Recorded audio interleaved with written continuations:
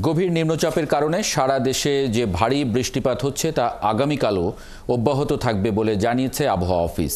গভীর নিম্নচাপটি আজকের সন্ধ্যায় উপকূল অতিক্রম করার কথা আছে। গভীর নিম্নচাপের কারণে সেখানে দেশের দক্ষিণ অঞ্চলে সবচেয়ে বেশি বৃষ্টিপাত হচ্ছে। 1 জুন বৃষ্টিপাতের পরিমাণ কমে আসবে। আবহাওয়া অফিসে আছেন সহকর্মী সুমন মাহমুদ। আবহাওয়া পরিস্থিতির সবশেষ খবর নিয়ে আমাদের সঙ্গে যুক্ত হচ্ছেন। সুমন, নিম্নচাপের সবশেষ আপডেটটা একটু আপনার কাছে জানতে চাই, আবহাওয়াবিদরা কি বলছেন? ধন্যবাদ। আবহাওয়া অফিস ঠিক 1 সপ্তাহ আগে, ঠিক মে মাসের শেষের দিকে একটি বঙ্গোপসাগরে একটি লঘুচাপ সৃষ্টি হবে সেই ধরনের একটি পূর্বাভাস দিয়েছিলেন। সেই পূর্বাভাসের প্রেক্ষিতে ঠিকই এই মাসের শেষের দিকে যে লঘুচাপটি বঙ্গোপসাগরে সৃষ্টি হয় সেটি ক্রমাগত ঘনীভূত হয়ে 27 তারিখ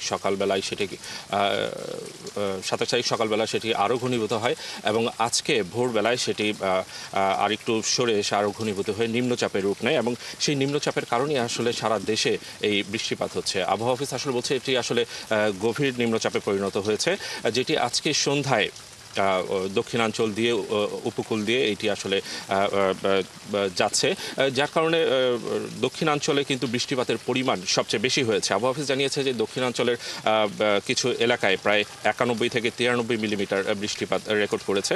পাশাপাশি সমুদ্র তীরবর্তী যে এলাকাগুলো রয়েছে সেখানে মাছ ধরার যে নৌকাগুলো রয়েছে বা অন্যান্য নৌকাগুলো রয়েছে, পাশাপাশি যারা সেখানে অবস্থান করছেন তাদেরকে সতর্কতামূলক 3 নম্বর স্থানীয় সতর্কতা সংকেত দেখাতে বলা হয়েছে এবং তাদের নিরাপদে যাতায়াতের কথা বলেছে। আবহাওয়া অফিস যেটি বলছে যে বৃষ্টিপাত শুরু হয়েছে সেটি আসলে আরও দীর্ঘায়িত হবে এবং কালকে সারা দিন যে বৃষ্টিপাত হচ্ছে সেটি অব্যাহত থাকবে, কালকে সারাদিন অব্যাহত থাকবে এবং তারপর দিন অর্থাৎ জুন মাসের 1 তারিখ সেই বৃষ্টিপাতের পরিমাণটি কমে যাবে।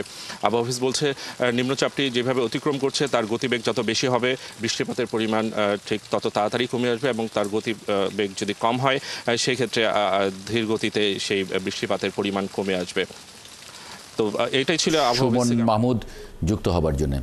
সহকর্মী সুমন মাহমুদ বলছিলেন আবহাওয়া অফিস থেকে।